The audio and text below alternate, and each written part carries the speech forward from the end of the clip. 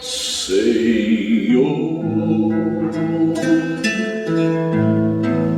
fazei-me de mim um instrumento de vossa paz. Onde houver ódio, que eu leve o amor. Onde houver ofensa, que eu leve o perdão. Onde houver discórdia, que eu leve a união. E onde houver dúvida, que eu leve a fé. Onde houver erro, que eu leve a verdade. Onde houver desespero, que eu leve a esperança. Onde houver tristeza, que eu leve a alegria. Onde houver trevas, que eu leve a luz.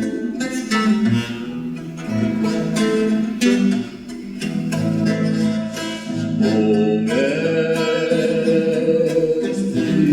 fazei que eu procure mais consolar e ser consolado, compreender e ser compreendido, amar e ser amado, porque tanto que se recebe é perdoando que se é perdoado, e é morrendo que se vive para a vida eterna.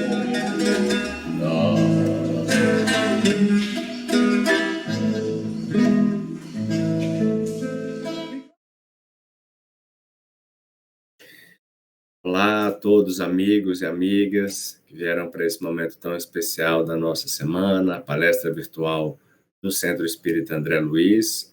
Agradecemos inicialmente ao nosso artista do dia, né, na harmonização, o Aquino, muito grato aí pelo seu esforço. Temos alguns avisos especiais para hoje. O principal deles é que no dia 6 de março a nossa casa retomou os trabalhos com as famílias assistidas, as famílias em estado de vulnerabilidade social, e depois de 2 anos de interrupção desse trabalho tão importante que a casa sempre conduziu, aos domingos pela manhã. Então, retomamos, e junto com essa retomada temos um conjunto de desafios, né? Entre eles, termos as condições para fazer a doação dos alimentos, das roupas, dos calçados, dos itens também escolares para as crianças que nós assistimos. São mais de 80 famílias, né, nessa retomada. Então, a gente precisa da colaboração de todos que puderem doar, né? Basta trazer os itens, alimentos não perecíveis, no caso dos alimentos, deixar com os nossos amigos ali da portaria, que eles mesmos destinam esses alimentos posteriormente para a nossa área de triagem dos alimentos e preparação das cestas. Então, sintam-se todos convidados para participar, né? Ou diretamente trabalhando conosco lá aos domingos, ou participar também fazendo as suas doações de coração em favor de quem mais precisa. Então, a gente também pede a vocês, já mudando o assunto, que não, aqueles que não buscaram a sua aguinha para fluidificar, né, que possam pegá-la enquanto a palestra se inicia, né, aqueles que desejem, colocar aí do seu ladinho, e durante, né, o trabalho aí da palestra, o trabalho da equipe espiritual que atuará aí na casa de cada um de vocês, elas possam também fazer aí a fluidificação da água para o uso posterior. Sem mais delongas, fazemos agora a prece de abertura. Vamos fazer a oração que o nosso mestre nos deixou. Pai nosso que estais no céu, santificado seja o vosso nome. Venha a nós o vosso reino. Seja feita a vossa vontade, assim na terra como no céu. Pão nosso de cada dia nos dai hoje. Perdoai as nossas ofensas, assim como nós perdoamos a quem nos tem ofendido. Não nos deixeis cair em tentações, mas livrai-nos do mal, e assim seja.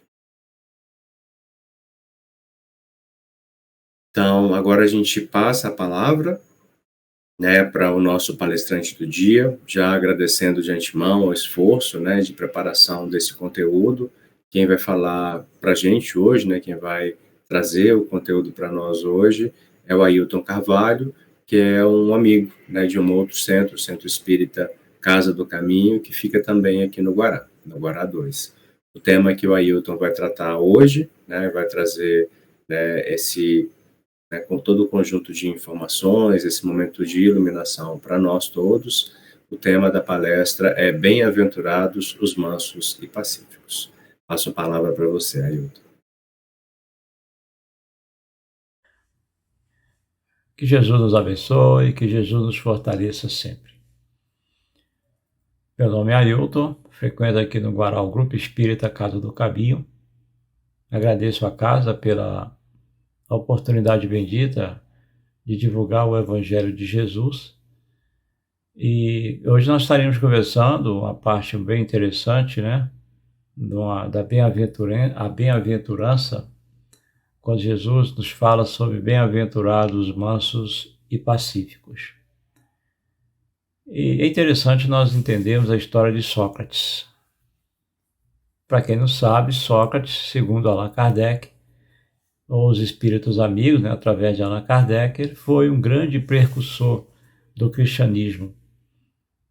Ele viveu no ano 496, mais ou menos, antes de Cristo, onde ele já apresentava algumas ideias futuristas naquele tempo, né, principalmente sobre o que nós aprendemos hoje dentro da doutrina espírita sobre a reencarnação. E Sócrates, pela essa sua inteligência, quando ele discursava, quando ele conversava, como as pessoas não conseguiam rebatê-lo, elas então começavam a puxar a sua barba, dar tapa na sua cabeça, de alguma forma agredi-lo fisicamente, né? Como uma espécie de uma revolta, né? Porque essas pessoas não tinham argumentos para contradizê-lo. Mas ele dizia claramente que o homem só tem um bem dentro de si, que é o conhecimento, e um mal, que é a ignorância. Por isso ele desenvolve a maêutica como uma forma para que os homens pudessem buscar dentro de si mesmo as respostas para as suas perguntas, para as suas inquirições. E ele dizia que havia necessidade do homem buscar sempre o autoconhecimento. Que nós vamos então encontrar essa pergunta na questão 909 do Livro dos Espíritos, quando Kardec questiona, os Espíritos dizem a Allan Kardec, né, que a maior necessidade do homem é o autoconhecimento, é conhecer-se a si mesmo, descobrir a sua potência, as suas potências, saber da sua capacidade, saber do que ele pode, do que ele não pode, né? Porque quando o homem ele tem o conhecimento de si mesmo, ele passa a ter uma ação diferenciada no meio social em que ele está inserido. E a doutrina espírita, ela vem nos apresentar exatamente esses direcionamentos. Porque a doutrina espírita, ela fala primeiramente a mim, para quem tem o contato com ela, e não a terceiro, não a outra, ela fala primeiramente a mim. O Evangelho segundo o Espiritismo, que é a parte moral da doutrina espírita, que trata exatamente das questões morais dos ensinos de Jesus, nos remete exatamente à autorreflexão daquilo que eu sou, daquilo que eu possuo, e como eu vou me inserir na sociedade.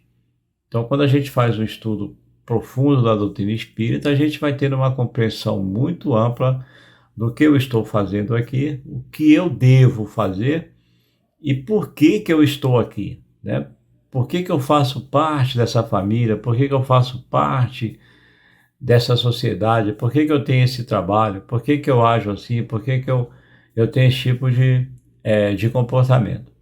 Então, quando Jesus nos fala sobre bem-aventurados os mansos e pacíficos, e Allan Kardec vem então desenvolver nesse capítulo várias situações que nos remete ao que é ser brando e pacífico, o Espírito Lázaro nos apresenta a afabilidade e a doçura.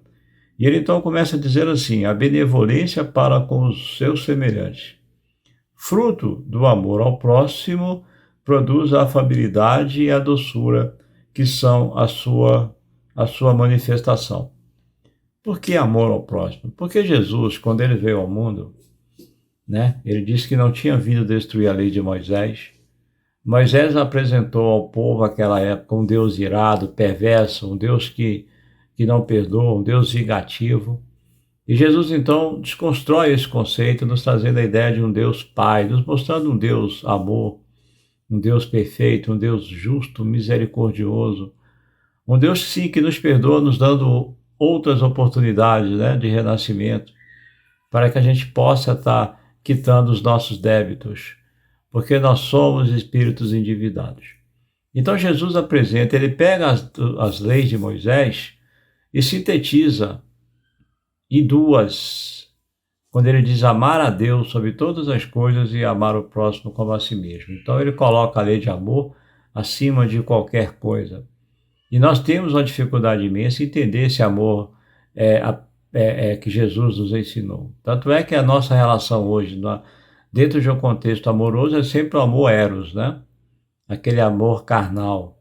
Não que ele seja um amor deficiente, mas é que nós ainda não sabemos lidar com outros sentimentos, a não ser esse. E quase sempre também o amor para a gente é uma via de mão dupla, porque eu dou se a pessoa me der, eu faço o que ela está fazendo para mim, então eu retribuo aquilo que ela está me dando. Então o amor que Jesus nos apresenta é aquele amor divino, nós chamamos de amor ágape, aquele amor espiritual. É o amor que as nossas ações, elas são quase sempre naturais. Nós fazemos pelo simples fato de fazer, porque esse sentimento nos direciona a o fazer. Ou seja, quando eu desenvolvo esse sentimento verdadeiro e puro em relação ao próximo, eu automaticamente vou agir de uma forma muito natural. Vejamos o Chico, por exemplo. Chico não pensava duas vezes ao dar uma esmola, ao fazer uma visita, ou desenvolver qualquer tipo de trabalho, desde que esse trabalho fosse em bem do outro. Os grandes mártires do cristianismo, eles faziam por fazer, né? Simplesmente se jogavam, se doavam, porque a pessoa, quando é transformada e ela tem realmente esse sentimento dentro dela mesma, ela faz por fazer, porque ela se coloca no lugar do outro, naquilo que Jesus disse assim: faça ao outro aquilo que gostaria que fosse feito a você, né? Então o irmão Lázaro vem nos trazer essa reflexão, no sentido de que quase sempre nós falamos uma coisa e fazemos outra. Quantas vezes nós falamos assim: eu amo, mas na hora de demonstrar esse sentimento, a minha ação é quase outra, de forma totalmente contrária. Eu falo que eu sou bom, mas na hora de demonstrar esse sentimento, eu vou demonstrar que eu realmente não sou nada, não sou uma pessoa boa. Então o irmão Lázaro, discorrendo sobre essa questão da afabilidade e da doçura, ele vai nos levar à reflexão de que muitas vezes o mundo está cheio de pessoas que se dizem, que se conceituam, né, se autoconceituam como afável e como doce, mas que quase sempre, quando vão demonstrar isso, elas fazem de uma forma totalmente diferente. Por que isso? Porque, sabe aquela coisa de é muito mais fácil eu achar que o problema está no outro e não em mim mesmo? Principalmente nós que somos espíritas, nós nos enganamos constantemente, porque quando nós avaliamos as nossas ações, quando nós avaliamos os nossos pensamentos, os nossos sentimentos, né, os nossos comportamentos, eles não diferem quase nada de um materialista, de um católico, de um evangélico, quase nada. É como se a doutrina espírita ela não fizesse nenhuma diferença na nossa vida. Porque o espírita ele não tem que ser melhor do que os outros, né? Ele tem que ser melhor para os outros. Ele tem que ter uma forma diferenciada de compreender o que está acontecendo no mundo. Ele tem que ter uma forma diferenciada de entender o motivo dele, por que ele está aqui. Então, quando Kardec nos apresenta a doutrina espírita, essa preocupação com a parte religiosa, e ele tira fora a ideia de religião no sentido literal como nós conhecemos, né? Porque nós já frequentamos bancos de outras denominações religiosas. Então ele tinha essa preocupação, que não fosse da mesma forma, né? Que nós estivéssemos ali entre quatro paredes, ouvindo algumas pregações, e depois saindo dali como se nada tivesse acontecido, ou mesmo levando ao pé da letra aqueles dogmas, mas no sentido literal, né? E não fazendo uma autorreflexão e buscando cada vez mais a nossa transformação moral e intelectual, porque o objetivo da doutrina espírita é exatamente isso, nos levar a essa transformação. É claro que quando nós tomamos conhecimento da doutrina espírita, nós mudamos, porque a mudança, ela às vezes, ela vai acontecer de alguma maneira, né?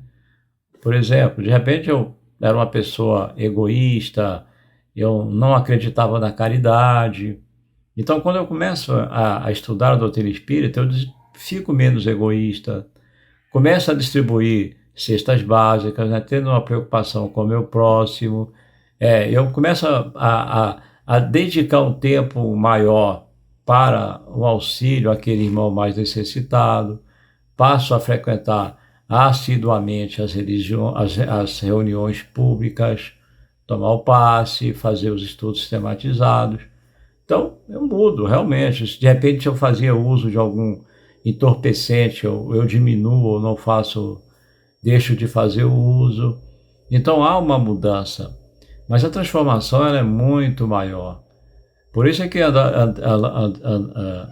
Allan Kardec vai nos falar no Livro dos Médiuns que ser afável e doce são condições de espíritos depurados, porque são condições de espíritos transformados. Aquela questão de ser um homem de bem, que é o nosso objetivo. E por quê? Porque é exatamente isso, eu me transformo, né? Transformei a minha maneira de encarar a vida, de perceber certos acontecimentos, né? De aceitar certas coisas que eu não aceitava anteriormente. Mas quando me apresenta a possibilidade de perdoar, eu não consigo perdoar. Eu não consigo, porque aí eu vou começar a culpar o outro. Então eu não me transformei, eu mudei, mas não transformei. E ainda não consegui me depurar. E nós ainda estamos longe, muito longe desse processo da depuração. Mas é que nós temos que entender que esse é o caminho. A doutrina espírita é o caminho.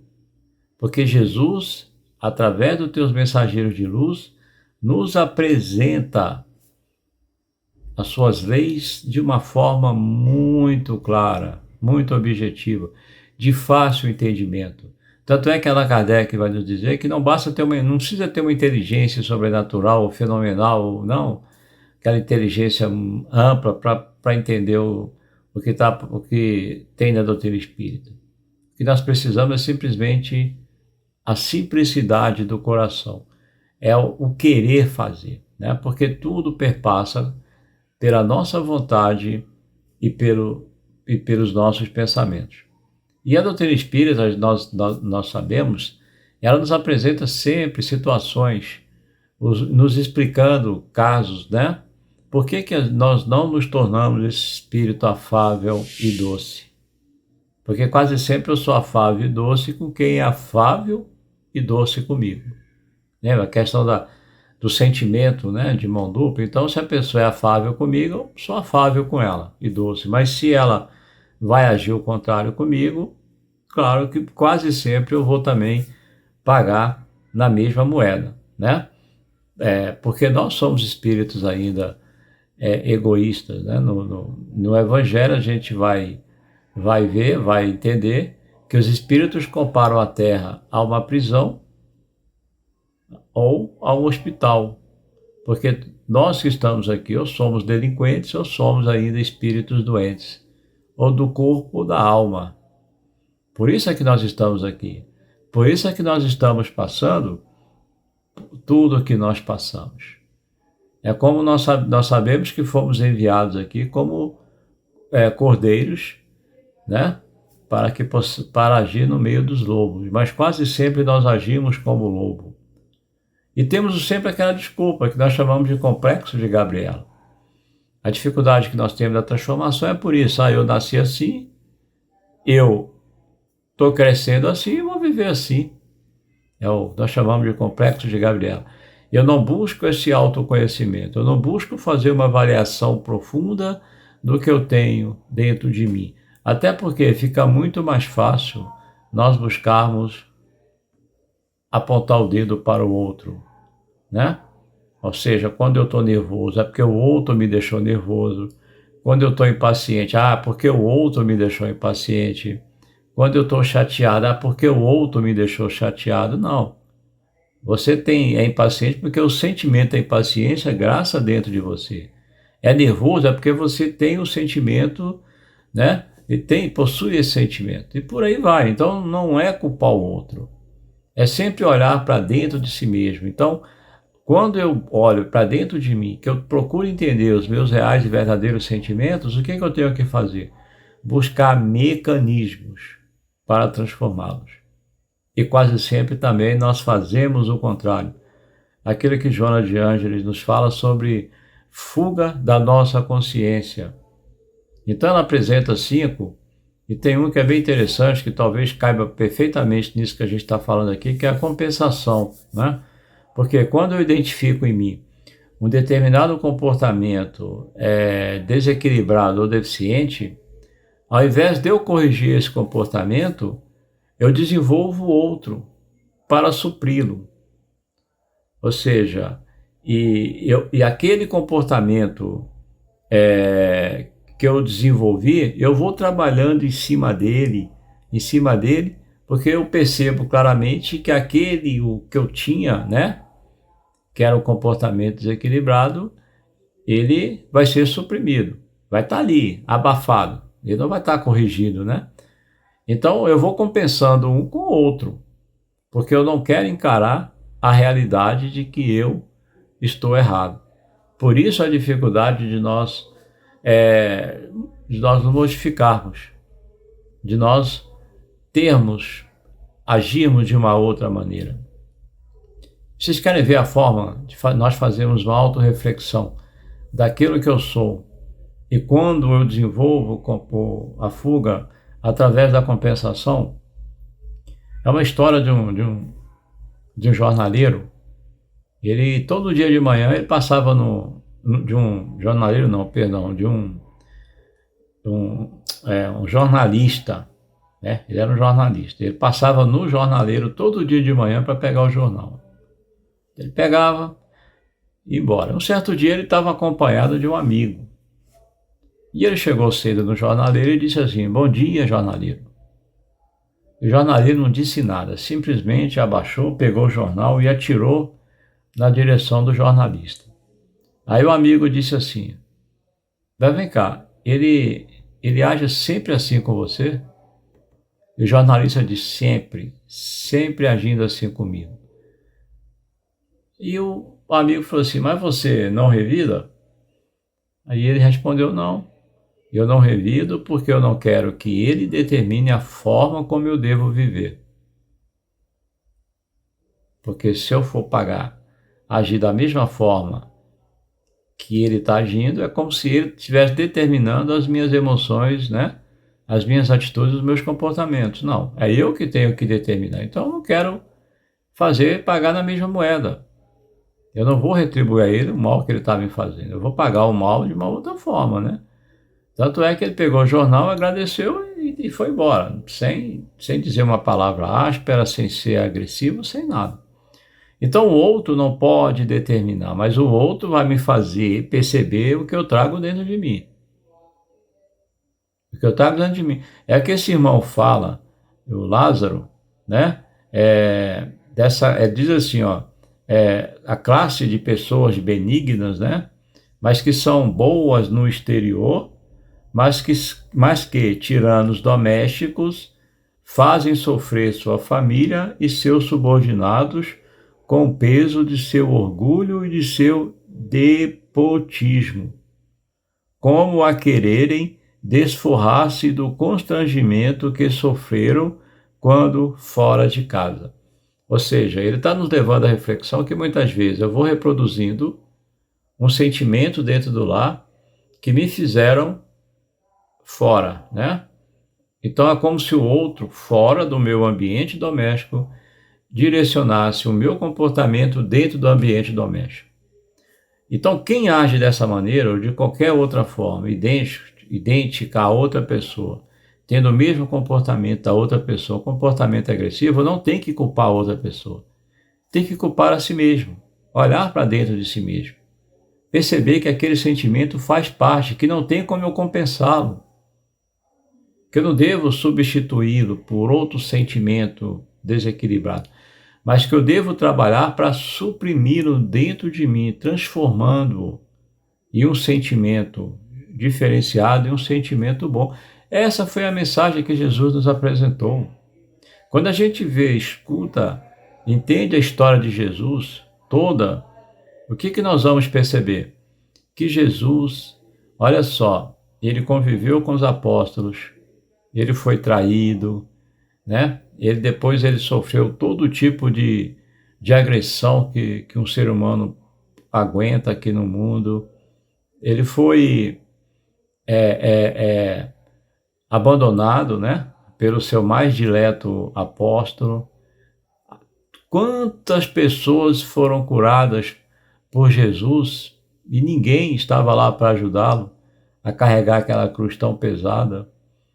Quantas pessoas seguiam durante o seu messianato e depois que ele foi condenado, carregando aquela cruz, não apareceu uma única alma, a não ser o Cirineu, né, o Simão, para ajudá-lo. E no final ainda, diante do abandono, da traição, de tudo aquilo, né, de ser relegado pelo seu dileto apóstolo, ele ainda tem a capacidade de pedir ao Pai que pudesse nos perdoar, porque nós não sabíamos o que estávamos fazendo.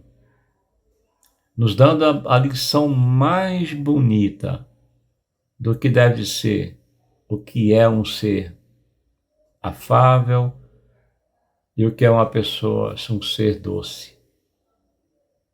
Aí alguém vai falar assim, mas é difícil, né? Nós sabemos disso. Nós sabemos que a nossa transformação, ela não vai dar num estalar de dedos, ela não vai dar em um piscar de olhos. Não vai acontecer isso. A nossa transformação, ela vai acontecer com muito trabalho. Provavelmente ela não se dará nessa encarnação agora. Talvez tenhamos 3, 4, 5, 10 reencarnações ainda para que a gente consiga trabalhar em nós essa transformação, essa mudança dos nossos sentimentos. Mas é necessário que a gente tenha isso em mente, que nós tenhamos essa vontade. Porque quando você tem a vontade firme e forte, você vai encontrar irmãos que estão ali tentando e vão te auxiliar. Porque nós temos espíritos amigos, espíritos protetores, os espíritos familiares, né, os simpatizantes. Quantos irmãos desencarnados nós temos que estão conosco ali, tentando nos auxiliar? Por isso é que Jesus ele é muito claro quando ele diz assim, olha, veja aqueles que têm olhos de ver e ouça quem tem ouvidos de ouvir. Porque quase sempre nós tapamos os nossos ouvidos e fechamos os nossos olhos para que a gente não tenha acesso a esses direcionamentos. Porque nós achamos que é difícil, né? É difícil, não é? Realmente é difícil mesmo, não é nada fácil não. Mas a gente tem que fazer. Independentemente da religião, do credo, da filosofia, o caminho é esse. É um dia nos tornarmos afável e doce, para que a gente possa ser, então, um bem-aventurado, né? Porque senão a gente vai agir sempre como... Eu consigo muito aquela história do sapo e o escorpião, uma história que representa muito a nossa forma de lidar com as nossas emoções, com os nossos sentimentos, porque a gente está sempre buscando uma desculpa, né, para a forma como nós agimos. Então tinha um rio, né, e o escorpião queria atravessar o rio e o escorpião não sabia nadar. Ele vai então, vira para o sapo e diz assim, sapo, você me dá uma carona para a outra margem? E o sapo pensa e fala, não, não dou não. Não vou dar porque você vai me picar e eu vou morrer. Ele falou, não, sapo, me dá uma carona, né? Eu prometo que eu não vou fazer isso. E o sapo, não, não vou dar não, porque pode ser que você vai me dar um ferrão, né? Vai me picar e eu vou morrer. Aí ele falou assim, ô sapo, pensa comigo. Eu tô te pedindo uma carona. Se eu te picar e você morrer, eu vou morrer junto com você, porque eu não sei nadar. Então, pode ficar tranquilo, isso não vai acontecer. E o sapo, então, acreditou no escorpião e falou, não, tá bom, sobe aí. E o escorpião subiu. Quando chegou na outra margem, assim que o escorpião saiu fora do sapo, o escorpião, pá, picou o sapo. E antes do sapo virar óbito, o sapo perguntou, mas escorpião, por que você fez isso comigo? E o escorpião respondeu, eu fiz porque é a minha natureza, eu sou assim, né? E, então, quase sempre nós agimos como escorpião. Eu faço isso porque eu sou assim. Eu não consigo modificar a minha índole, eu não consigo modificar a forma de conviver com o outro. Mas, ao mesmo tempo, como nós conhecemos o Espiritismo, nós sabemos que se nós não conseguirmos essa modificação, nós teremos outras e outras oportunidades. Por isso é que é interessante que façamos agora aquilo que nós temos condições de fazer. O melhor que nós podemos fazer, né? Nós estamos vivendo um mundo de transição. Esses acontecimentos que nós estamos vendo hoje no mundo, eles fazem parte desse processo, né? O rumo da Terra buscando o mundo de regeneração. E nós não sabemos se teremos outra possibilidade, né, de virmos a esse planeta, porque ele vai estar modificado. Então, essa regeneração já começou há um bom tempo. E nós continuamos, né, estacionados. Porque quando a pessoa é doce, ela é afável, porque ela vai desenvolver a paz, é uma pessoa pacífica, ela é branda, ela é calma.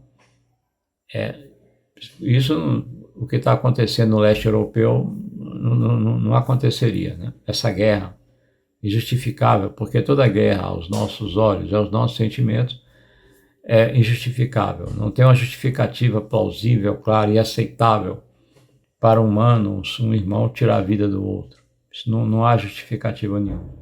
Então, geralmente a guerra é fruto de alguém que não conseguiu desenvolver dentro de si os reais sentimentos, os verdadeiros sentimentos, os sentimentos mais puros que Jesus nos apresenta, né? Que é amor ao próximo, não fazer ao outro aquilo que você não quer que faça a você mesmo, de ter a compreensão das diferenças, de aceitar as diferenças, porque ninguém é igual a ninguém, todos nós somos diferentes, até mesmo gêmeos univitelinos, eles são diferentes na personalidade, apesar de terem um corpo idêntico, mas as personalidades são diferenciadas, porque cada um é um espírito, é uma alma.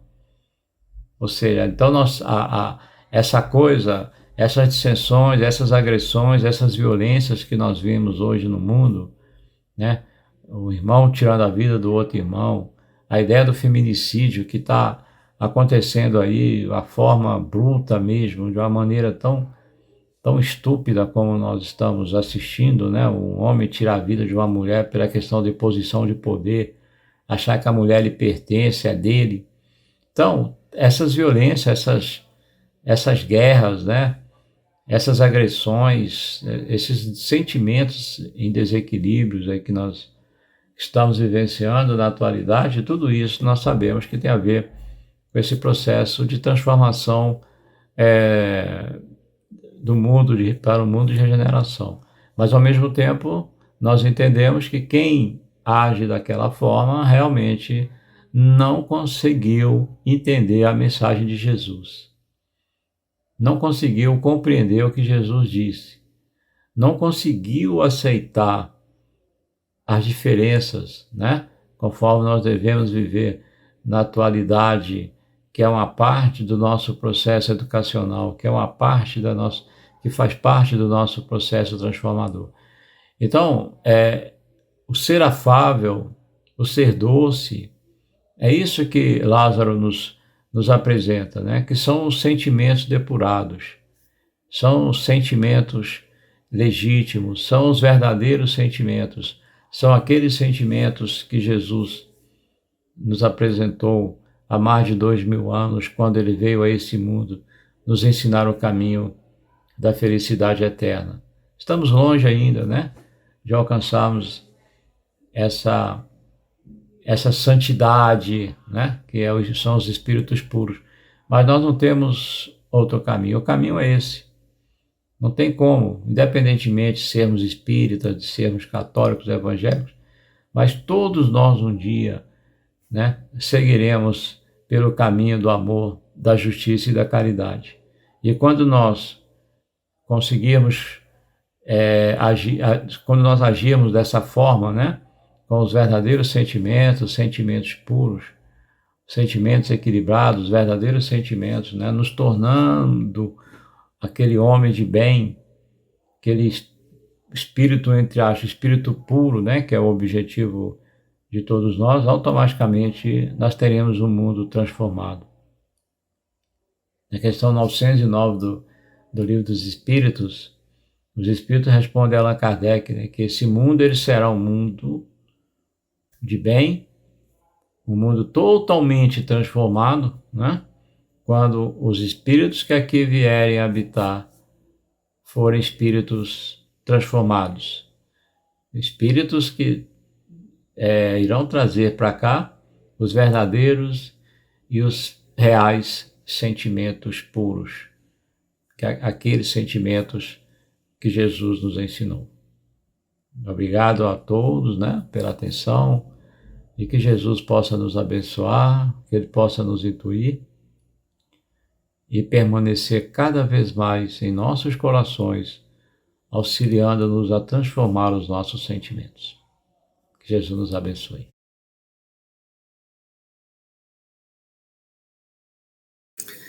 Muito grato, colega Ailton Carvalho, por trazer esse conteúdo, né, para iluminar esse momento de cada um de nós. Agradecemos a todos também que estiveram conosco até esse momento. Aproveito para lembrar novamente sobre a nossa campanha de arrecadação de alimentos, de vestuário, de sapatos, de itens escolares, em favor das famílias que mais precisam, as famílias em estado de vulnerabilidade social. Lembro também que as palestras virtuais no nosso centro, elas continuam todos os domingos às 17 horas e também às quartas-feiras às 19h30, e as palestras presenciais, elas também têm curso já, né, em outros dias, nas segundas-feiras às 19h45 e nas quintas às 15h45. Então, para encerrar esse momento tão especial para todos nós, façamos novamente a prece que o nosso Mestre nos deixou. Pai nosso que estais no céu, santificado seja o vosso nome, venha a nós o vosso reino, seja feita a vossa vontade, assim na terra como no céu. O pão nosso de cada dia nos dai hoje, perdoai as nossas ofensas, assim como nós perdoamos a quem nos tem ofendido. Não nos deixeis cair em tentações, mas livrai-nos de todo o mal, e assim seja.